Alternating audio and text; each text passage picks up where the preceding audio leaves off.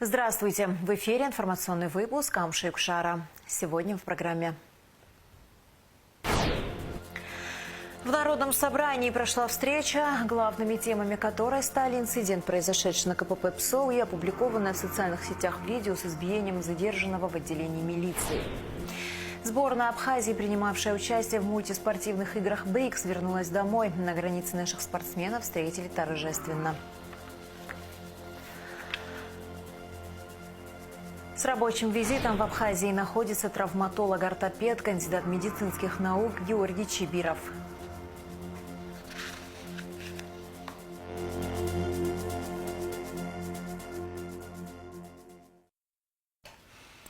В парламенте прошло заседание Комитета по экономической политике. Тема обсуждения – изменения в законодательстве в сфере туристической деятельности в Абхазии. В заседании приняли участие спикер парламента Лаша Ашуба, руководитель администрации президента Бессалом Кварче, вице-премьер-министр экономики Кристина Озган, заместители министра туризма Дмитрий Зантарий, Астамур Барцыц, представители туристического сообщества и профсоюза экскурсоводов Абхазии. Подробности в материале Гугуцы Вардания. Возможность осуществления экскурсионной деятельности иностранными гражданами на территории Абхазии стала главной темой обсуждения в парламентском комитете по экономической политике. В связи с этим профессиональное сообщество туриндустрии страны выражает обеспокоенность и обратилось с письмом в Народное собрание в июне этого года. Сложилась такая ситуация, что поступила информация в профессиональное сообщество туристической индустрии о том, что готовятся соглашения с правительством Российской Федерации, которое позволит российским экскурсоводам и гидам работать беспрепятственно на территории Республики Абхазия. С чем категорически все профессиональное сообщество не согласно. Была встреча в кабинете министров у премьер-министра. Премьер-министр озвучил, что в законодательство Республики Абхазия не будут вноситься, не планируется внесение никаких изменений в этой части, но рассматриваются варианты различных соглашений, где будут какие-либо послабления. Это если кратко. С чем мы выразили полное несогласие. Какое-либо послабление для иностранных гидов на территории Абхазии не должно быть. Основную цель и задачу, которую мы ставим перед собой, это выработать общий алгоритм, который может привести изменения в законодательстве с целью регулирования тех правоотношений, тех отношений, которые сегодня являются спорными или какие-то выносят проблемные вопросы в области туристической деятельности. Вице-премьер-министр экономики Кристина Озган подчеркнула, что интересы граждан Абхазии, занимающихся экскурсионной деятельностью, должны быть соблюдены, а также указала на различия в российском и абхазском законодательствах в турсфере. Она отметила, что есть позиция российской стороны относительно того, что законодательство Абхазии не отвечает нормам союзничества в части осуществления экономической деятельности. Речь о том, что в законодательстве РФ есть норма, внесенная в 2022 году, которая предусматривает, что экскурсионную деятельность на территории Российской Федерации могут осуществлять только граждане России, получившие соответствующую аккредитацию, если иное не предусмотрено международным договором. В законодательство Абхазии также в 2022 году по инициативе профессионального сообщества и депутатского корпуса были внесены изменения, согласно которым экскурсионной деятельностью на территории Абхазии могут заниматься только граждане республики. В принципе, исходя из того, как описано и в одном законодательстве, и в другом, можно сказать, что норма зеркальная, за исключением одного важного обстоятельства. Граждане Республики Абхазия также являются в основной своей части гражданами Российской Федерации. Соответственно, в отношении граждан Республики Абхазия та заградительная норма, которая есть в законодательстве Российской Федерации, не распространяется. Но при этом есть одно условие, что граждане Республики Абхазия, имеющие гражданство Российской Федерации, могут быть допущены для проведения аттестации, но осуществлять свою деятельность могут только непосредственно по месту регистрации. Кристина Озган рассказала о том, что российская сторона предлагает провести переговоры по вопросу об аналогичной норме в абхазском законодательстве в сфере туристической деятельности. Речь идет непосредственно не обо всей экскурсионной деятельности, только о категории, значит, предпринимателей, которые классифицируются как гиды-перевозчики, которые на автотранспортном средстве вместимостью менее 9 мест совмещают в себе фактически функции водителя и экскурсовода. Это касается вот конкретно этой категории. Соответственно, значит, абхазская сторона в рамках рабочего совещания, которое было здесь в июне месяце с участием представителей Минэкономразвития, озвучила свою позицию, что мы не считаем возможным вносить изменения в законодательство Республики Абхазия, потому что в данном случае, если может речь идти о международном договоре, то законодательство республики в этой сфере менять нет необходимости. Это можно урегулировать в данном случае международным договором, который должен пройти ратификацию в Народном собрании в парламенте Республики Абхазия. По словам Озган, поэтому было предложено обсудить возможность урегулирования ситуации в рамках международного договора, межправительственного соглашения, касающегося деятельности гидов-перевозчиков. Что дает данное межправсоглашение? Данное межправсоглашение может, в частности, определить, значит, требования и условия, которые могут быть использованы применительно к гражданам Российской Федерации, которые хотят осуществлять такую деятельность на территории Республики Абхазия. И, безусловно, учитывая, что это однозначно затрагивает интересы наших граждан, мы предлагали и предлагаем сейчас вместе с нашим профессиональным сообществом экскурсоводов, вместе, то есть совместно проработать данный проект. Его фактически еще никто к нему не приступал, к его разработке, то есть мы сейчас находимся на начальной стадии вопроса и как раз призываем к тому, чтобы мы совместно выработали подходы, которые позволят максимально учесть интересы наших граждан. По мнению спикера парламента Лашашуба, при разработке межправсоглашения с Россией нужно в первую очередь исходить из интересов граждан Абхазии. Я не говорю о том, чтобы мы отказались от диалога. Это неправильно с точки зрения межгосударственных отношений. Давайте будем исходить из интересов наших граждан. Прежде всего и, конечно, из межгосударственного контекста. Председатель Ассоциации экскурсоводов Абхазии Линда Ампар рассказала о возможных путях урегулирования данного вопроса, предлагаемых турсообществом. Мы подготовим и проработаем, я имею в виду профессиональное сообщество, совместно с Министерством туризма, мы это обсуждали с министром туризма Республики Абхазия Хишбатым Разом Владимировичем, программу поддержки российских компаньонов, осуществляющих экскурсионную деятельность на территории Республики Абхазия. Поддержка будет заключаться в подготовке методических программ, предназначенных для индивидуальных экскурсий, поиск кадров, аккредитованных гидов, экскурсоводов Абхазии, необходимых для осуществления точечного предложения по запросу клиента. Информационная поддержка для желающих легализоваться. Работать согласно законам Республики Абхазия.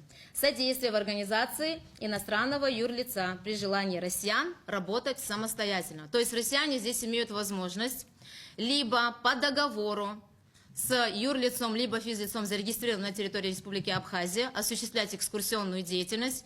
Наше юрлицо, либо физлицо предоставляет им гида, экскурсовода, аккредитованного здесь, и они, соответственно, будут представлены здесь. Либо они сами могут открыть юрлицо и работать здесь. К сожалению, в пятницу, когда у нас была встреча, такие идеи на встрече в кабинете министров не были озвучены, но я думаю, не только в парламент, но и в кабинет министров эти тоже идеи, предложения от профессионального сообщества поступят. Мы тоже с удовольствием ознакомимся с этими материалами и по возможности максимально будем их использовать.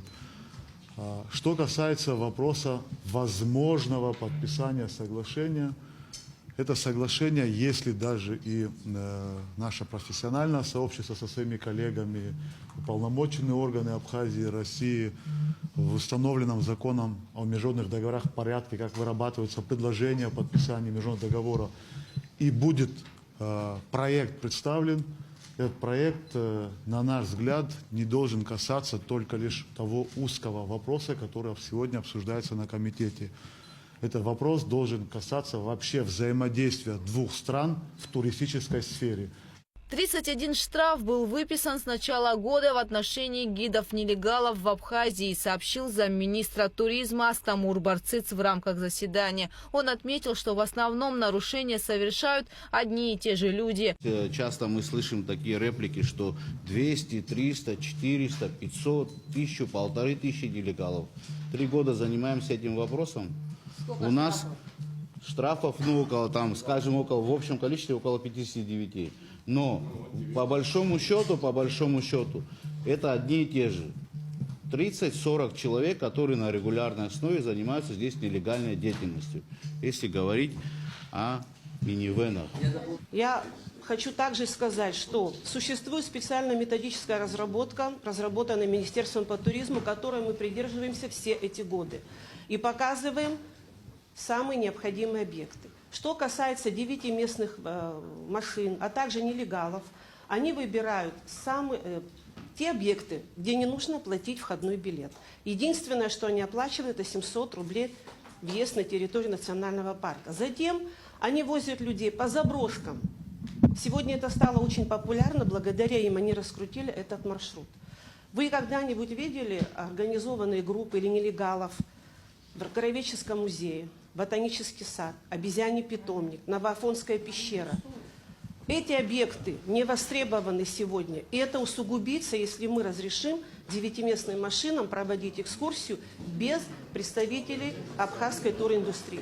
По информации заместителя министра, сейчас рейды приостановлены. Депутаты парламента и участники встречи сошлись на том, что проверки должны продолжаться в рамках действующего законодательства. Были рейдовые мероприятия, когда доходило до конфликтных ситуаций, когда останавливали эти нелегальные машины, которые привозили, предлагали туристам, которые уже половину пути проследовали, пересесть в другую машину, на что они отказывались. Были случаи, когда разворачивались машины, и туристы, которые приехали в Абхазию, не доезжая до туристических мест, покидали страну. И когда мы обсуждали, и первая встреча в кабинете министров, и в пятницу была, чтобы в разгар сезона вот такие действия, которые могут будоражить и могут привести к тому, что те или иные лица, которые планируют посетить Абхазию, видя такую информацию, могут отказываться от поездок, чтобы не будоражить в курортный сезон. Есть у нас уполномоченный орган, есть правила и процедуры привлечения к административной ответственности, но не те общественные кампании, которые осуществлялись. Мы считаем, что нельзя останавливать туристов, которые едут в Абхазию, и на полпути предлагать им пересесть в другую машину. Руководитель администрации президента Абисалом Кварчи отметил, что в правительстве нет ни одной структуры, которая не заинтересована в защите прав абхазских предпринимателей. Мы это стараемся делать абсолютно. Мы обязаны поддерживать наших предпринимателей и решать их вопросы. Более часа шло заседание парламентского комитета по экономической политике. Далее представители туриндустрии республики встретились с членами Общественной палаты Абхазии. Гугу Цавардани, Алексея Гухава, Абхазское телевидение. В Народном собрании прошла еще одна встреча. Главными темами, которые стали инцидент, произошедший на КПП ПСОУ, и опубликованное в социальных сетях видео с избиением задержанного в отделении милиции. В заседании Комитета по правовой политике приняли участие министр внутренних дел Роберт Киот, уполномоченная по правам человека Анна Скишмария и депутаты парламента. Репортаж Рады Чичава. Депутаты парламента инициировали встречу с министром внутренних дел для обсуждения нашумевшего видео, завирусившегося в социальных сетях и телеграм-каналах, на котором сотрудник первого отдела милиции избивает задержанного Сабекия. Однако, прежде чем приступить к обсуждению инцидента, председатель парламентского комитета по государственно-правовой политике Дауд Хутаба поинтересовался у министра последними сведениями о случившейся на днях перестрелке на КПП ПСОУ. Глава МВД рассказал, что причиной происшествия стал имущественный конфликт. Машина, в которой находились братья Камлия, выехала из столицы. За ними направился второй автомобиль, в котором сидели 6 человек. На границе подозреваемые открыли беспорядочную стрельбу из салона. Прямо с салона автомобиля велась стрельба, в ходе чего был ранен один из братьев камлевцев. После этого также были еще 2 граждан ранены и также убит, как вы знаете, гражданин республики по фамилии Акаба. Фактически случайные прохожие люди, что велась реально, как вот уже наши эксперты подтверждают, беспорядочная стрельба с автомобиля. Далее данные лица покинули автомобиль, в сторону поселка двинулись, где их ожидал второй автомобиль, который должен был их увезти. Фактически они их отвезли от места преступления, где-то в этом поселке, насколько нам известно, высадили. Те 3 граждан, которые оказывали им пособническую деятельность, они на сегодняшний день задержаны. Роберт Киут также отметил, что один из братьев смог перейти абхазо-российскую границу, но был задержан в Адлере. В ближайшее время его экстрадируют в Абхазию. Еще 3 подозреваемых задержаны на территории республики, остальные находятся в розыске. Работу проводим. Гагарская зона и зоны, практически все посты основные наши усилены, ведут усиленную работу, круглосуточную работу. Оперативный состав работает на месте. Депутаты парламента поинтересовались у главы МВД, представлены ли органы внутренних дел на границе и как находящиеся на посту службы должны реагировать на подобные происшествия. Все те, кто сегодня находится на посту, они фактически вооружены. Там это военнослужащие, таможенные службы, пограничного отряда. А милиция там не представлена на КПП. У нас есть небольшой пункт привокзальной милиции. Периодически там бываем именно тогда, когда у нас оперативные сведения или какие-то отработки ведутся по отдельным направлениям. Отдельной инструкции, как действовать, там наверняка нет. Потому что такие факты обычно на границе очень редко бывают, так как где такое столпотворение, скажем, силовиков, мало кто рискнет здравомыслящий прийти и начать там расстреливать людей. Такого, не должно быть. Но если ты это видишь, наверное, должен реагировать соответствующим образом, потому как у тебя есть оружие, есть полномочия по применению оружия.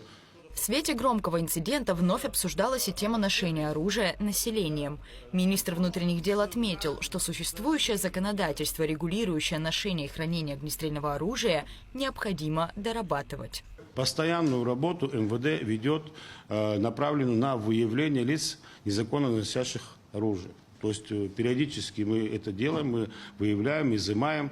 Скажем так, рейдовые мероприятия, мы в основном все рейдовые мероприятия, в том числе один из пунктов, как говорится, задач, которые перед ними стоят, это выявление лиц, незаконно носящих оружие и другие запрещенные предметы. Эта работа постоянно ведется. Парламентарии также спросили у главы МВД, ведется ли работа, направленная на предупреждение преступлений. Конечно же, угадать, в какое время именно будет им совершено преступление или задерживать на стадии совершения преступления, конечно, либо при подготовке, это очень сложно. Такая категория лиц находится на особом учете всегда, как и в МВД, так и в других органах правоохранительных. Вторым инцидентом, вокруг которого возникло детальное обсуждение, стало видео, в недавнем времени появившееся в социальных сетях. Роберт Киут рассказал, что происшествие имело место в феврале. Отдел собственной безопасности МВД определил виновного в избиении задержанного. Он был уволен по статье, а дело расследует столичная прокуратура. Роберт Киут подчеркнул, что подобные инциденты неприемлемы. Отношение такое к нашим гражданам неприемлемо вообще. Никогда. Мы, руководство МВД, соответствующим образом реагируем и будем реагировать на такие факты. То есть вот вся хронология, которая выявлена 13 числа вот этого месяца, эта информация поступила ко мне, была дана команда, провели расследование, он уволен по статье, и дальше прокуратура разбирается.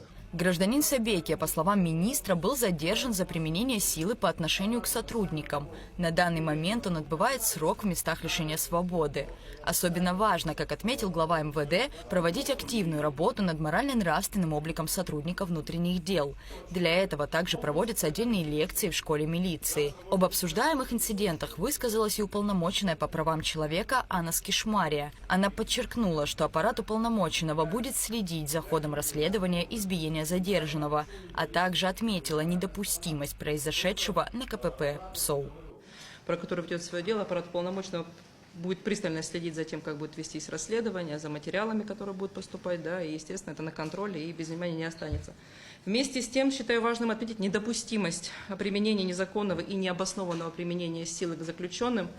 Да, мы сегодня рассматривали 2 случая. Считаю, что подобные факты стрельбы в общественных местах средь бела дня должны инкриминироваться как терроризм.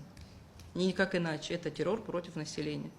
Да, и мне кажется, что в этих случаях надо демонстрировать всю серьезность и жесткость закона. В ходе долгих дискуссий депутаты задали министру внутренних дел множество дополнительных вопросов. Рада Чачава, Заур Кварче, Абхазское телевидение. Как стало известно позже, все подозреваемые в перестрелке у КПП ПСОУ задержаны. 25 июня силовые подразделения МВД блокировали район, где скрывались разыскиваемые лица. Были перекрыты стационарные посты и организованы временные пункты дислокации транспортного контроля. В результате проведения комплекса мероприятий подозреваемые были склонены к сдаче правоохранительным органам. Задержаны Какалия Аслан, Чаговец Игорь и Какалия Беслан. Напомним, ранее были задержаны другие подозреваемые братья Годжуа и Чаговец. Вечером 24 июня сборная Абхазии, принимавшая участие в мультиспортивных играх БРИКС, вернулась домой. На границе наших спортсменов встретили торжественно. Игры стран БРИКС собрали атлетов из 89 стран мира. Абхазия выступала в этом масштабном спортивном мероприятии под своим флагом, что, безусловно, вызывало особые эмоции как у участников соревнований, так и у болельщиков. И, конечно же, особую гордость и радость принес своим соотечественникам боксер Герман Арджения. Благодаря победе Кадорова впервые на международной арене прозвучал государственный гимн нашей страны. Абхазия заняла в командном зачете 13 место. Это очень большое достижение для нашей маленькой республики. Среди тех, кто встречал победителей, была Адиса Сагария. За 12 дней соревнований на международных мультиспортивных играх стран БРИКС команда сборной Абхазии завоевала 5 бронзовых, 1 серебряную и 1 золотую медали. Наши герои возвращаются на родину. Давайте их встретим. По прибытию домой спортсменов встретили родственники, друзья, горожане и гости Гагры. Администрация города тщательно подготовилась к встрече. Был устроен настоящий праздник для победителей. Встречали их с флагами, песнями и танцами. Одним словом, чествовали ребят, как настоящих олимпийцев.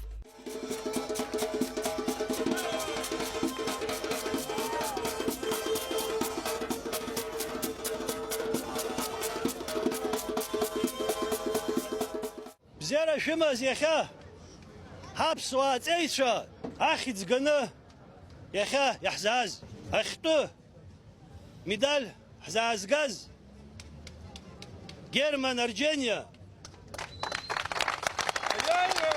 я урбшиз, хапсуа хунткарра зухана, дарадза цагдудза змаусу, хапсуа флаг абирак, хапсуа гимн. Яха, урыстула, казан акела кеукта, иштухан, хапсу гимен убрейрхан, ариту уруху. Первую золотую медаль нашей стране принес боксер Герман Арджения. В финале он встретился с представителем Узбекистана. Тренирует спортсмена Элизбар Джологуа.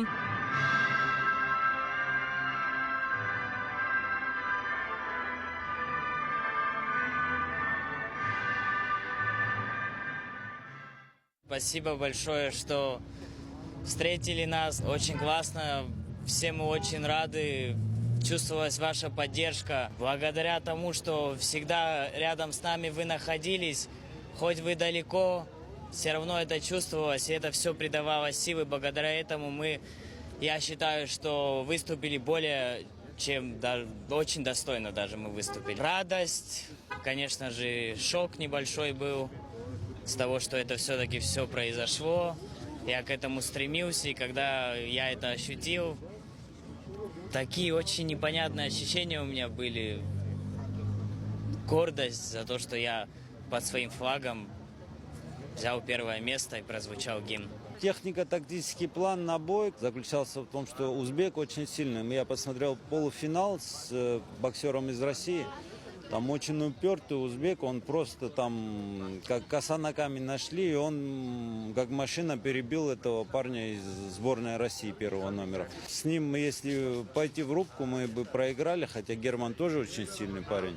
Но решили его удержать на дистанции и только навстречу бить. И вот все, что он, все тонкости, все остальные моменты, которые я ему сказал, он все в точности сделал. Для спортсменов участие в этих соревнованиях стало отличной возможностью продемонстрировать свое мастерство. А болельщики могли не только поддержать соотечественников, но и насладиться захватывающим зрелищем. Для всей нашей страны это грандиозное событие, особенно если учесть тот факт, что наша страна принимала участие в составе 90 стран-участниц в таком масштабном мероприятии, как спортивные соревнования. И заняла почетное, как мне кажется, 13-е место, с учетом того, что это наш такой первый опыт серьезный. Есть чему еще учиться, к чему стремиться, но, безусловно, наши ребята молодцы, мы все гордимся ими. В медальном зачете на международных мультиспортивных соревнованиях игр БРИКС Абхазия заняла 13-е место. Церемония закрытия прошла в поселке Мирный. Участникам соревнований и зрителям показали старинный национальный праздник Сабантуи, в котором приняли участие 820 артистов.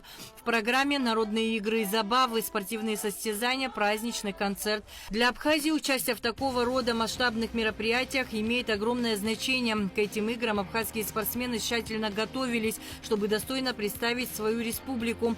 Так и получилось. Среди 89 стран-участниц игр БРИКС Абхазия заняла 13-ю строчку в медальном зачете. На следующие соревнования такого уровня, такого масштаба мы будем еще лучше готовы, еще лучше будем усердно готовиться и заранее готовиться, чтобы мы показали более высокий результат. Я думаю, что у нас это получится. У нас есть хороший потенциал, молодежь хорошая растет, есть на кого делать ставки. И мы будем это все анализировать. Каждый по своему виду спорта, тренерский состав будет решать какие-то недочеты, плюсы и минусы. Я думаю, что совместно с общими усилиями мы дальше будем продолжать эту традицию. Игры БРИКС посетили более 5000 участников со всего мира. Абхазию представили 63 спортсмена. Они выступили в следующих видах спорта: легкая атлетика, бокс, шахматы, дзюдо, карате, фиджитал, баскетбол и футбол, самбо, настольный теннис, спортивная борьба, ушу и борьба на поясах.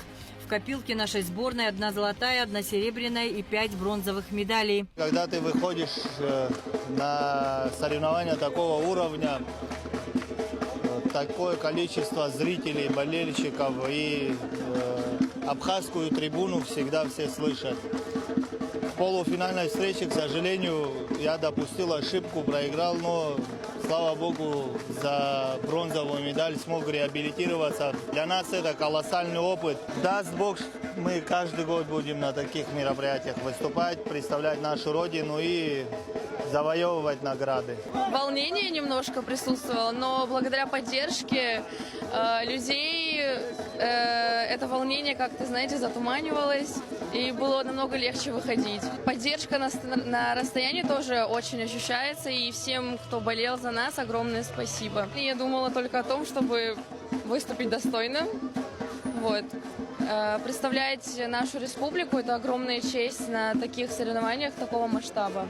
Уверенную победу в общем зачете одержала сборная России. Хозяева соревнований завоевали более 500 медалей, в том числе 262 золотые. Второе место в командном зачете заняла команда Белоруссии. Тройку призеров замкнули представители Китая, завоевав 19 золотых медалей. Спортивные игры стран БРИКС стали самыми крупными международными соревнованиями в России за последние 2,5 года. Адица Сагарян, Арсол Цулуки, Аля Самичба, Абхазское телевидение.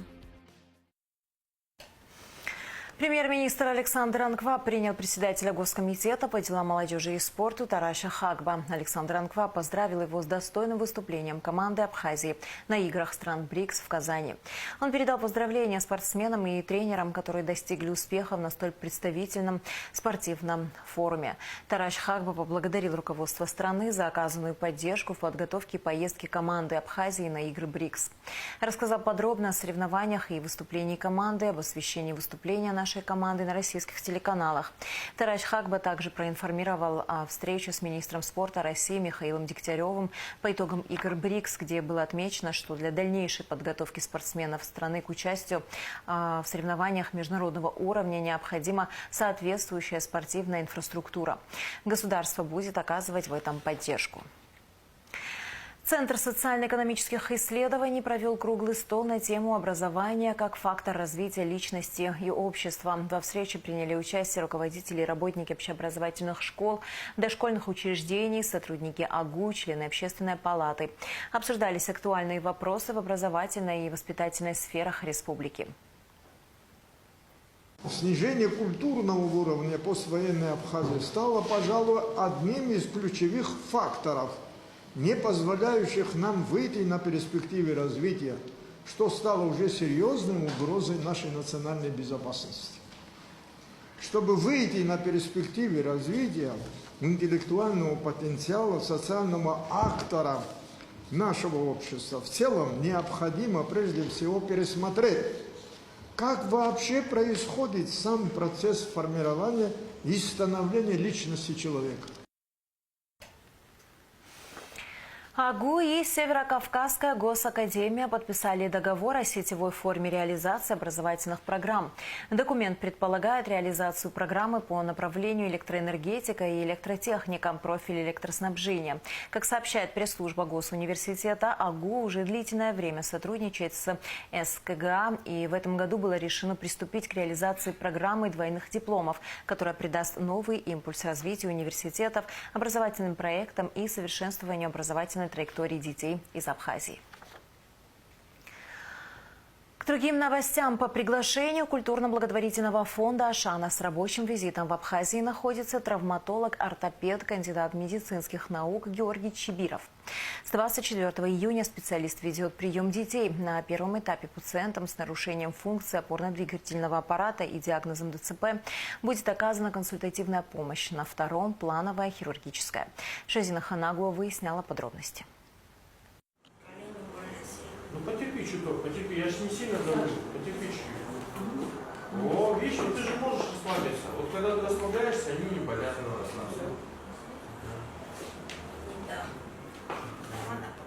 Вот уже второй день в Сухумской детской городской поликлинике ведет осмотр и консультацию детей травматолог-ортопед, заведующий отделением Российской клиники нейроортопедии Георгий Чибиров. Врач специализируется на консервативном и оперативном лечении при ДЦП, суставной хирургии верхних и нижних конечностей у детей и взрослых, методиках регулируемого роста костей. Является действующим оперирующим хирургом, имеет более 10 лет стажа. Вчера был насыщенный, интересный день с точки зрения полиморфизма, заболеваний широкого спектра. Были пациенты с болезнью Шпренгеля, допустим, редкое заболевание, редко мне встречается. Болезнь Пертеса, тоже не так часто. С родовым параличом Дюшена Эрба, генетическими заболеваниями были вчера пациенты. Много плоскостопиков, и к моему счастью, и к моей радости, и здоровеньких деток тоже приводили. Мамочки озабоченные для того, чтобы убедиться в том, что все хорошо. Врач Георгий Чибиров, выходец из Республики Южная Осетия. Долгое время работает в ведущих клиниках Российской Федерации. В Абхазию приехал впервые.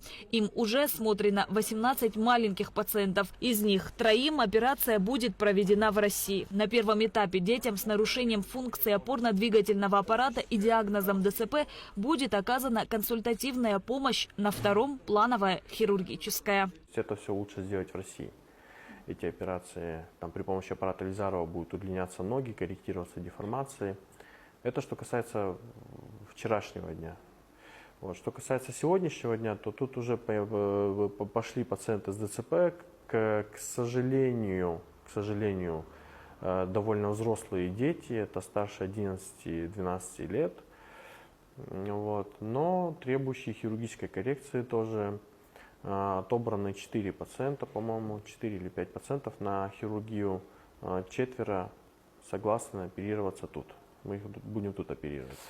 Хочу поблагодарить министра здравоохранения Абхазии и благотворительный фонд «Ашана» Эдуарда Валерьяновича и Беслана Борисовича за предоставленную возможность побыть здесь на земле наших братьев, близких друзей, быть полезным детям, которые требуют моего внимания, и надеюсь на дальнейшее приятное, дружеское, тесное взаимодействие. Второй этап проекта также будет проходить в Абхазии. Врач будет оперировать здесь, на базе детской республиканской больницы. Также помощь в этом будут оказывать и местные специалисты, наши врачи, ортопеды, хирурги. Я думаю, что мы будем продолжать работать со специалистом Георгием Чибировым, так как те результаты, которые он показывает в своей работе, они не могут не восхищать. И мы рады, что у наших детей есть возможность получить консультацию и помощь одного из ведущих специалистов, не выезжая за пределы нашей республики. Специалист прибыл в республику по приглашению культурно-благотворительного фонда «Ашана» в рамках медицинской акции «Здоровое поколение» при поддержке Министерства здравоохранения Абхазии. Акция «Здоровое поколение» уже много лет проводится культурно-благотворительным фондом «Ашана». Мы работаем с российскими специалистами, с кардиологами из Томска, с ортопедами из Армении. Но в основном, да, мы сотрудничаем со специалистами, центрами, которые работают и расположены в Российской Федерации и Республике Армения. Первые 2 дня в первую очередь были записаны дети, подопечные фонда «Ашана» и реабилитационных центров. Предпочтение при записи отдается детям со сложнейшими формами ДЦП, так как в основном врач специализируется именно на детях, на консервативном и оперативном лечении детей со сложнейшими формами ДЦП. Третий день приема. 26 июня открыт для записи. Записаться на консультацию Георгию Чибирову можно по номеру телефона КБФ «Ашана». 773 50 50. Прием бесплатный. Шазина Ханагуа, Константин Парулова, Абхазское телевидение. Телескопические костыли, ходунки, противопролежневые матрасы, инвалидные коляски, измерители артериального давления, измерители концентрации глюкозы в крови, а также пульсометры передал Сухумский дом Москвы ЦРБ Тхварчала, благотворительному фонду «Поддержка» и Республиканскому реабилитационному центру для детей с ограниченными возможностями здоровья.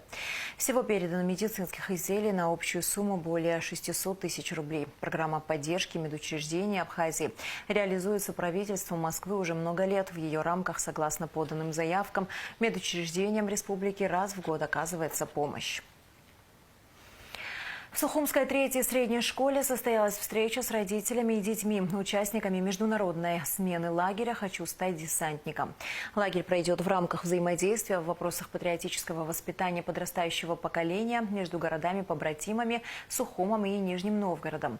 В ходе встречи руководитель лагеря Валерий Прибылов рассказал об основных направлениях деятельности лагеря, ознакомил детей и их родителей с распорядком и правилами поведения. Он отметил, что в ребят ждет много интересных и познавательных занятий. Содействие в реализации данного проекта оказало Министерство обороны Абхазии и глава администрации Сухума Беслан Эшпа. И в завершении выпуска о погоде.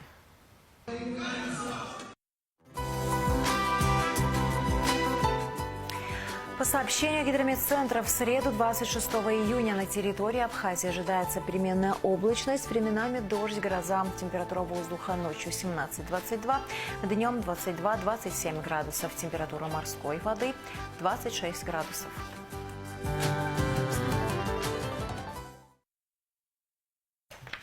На этом наш выпуск завершен. До скорых встреч в эфире.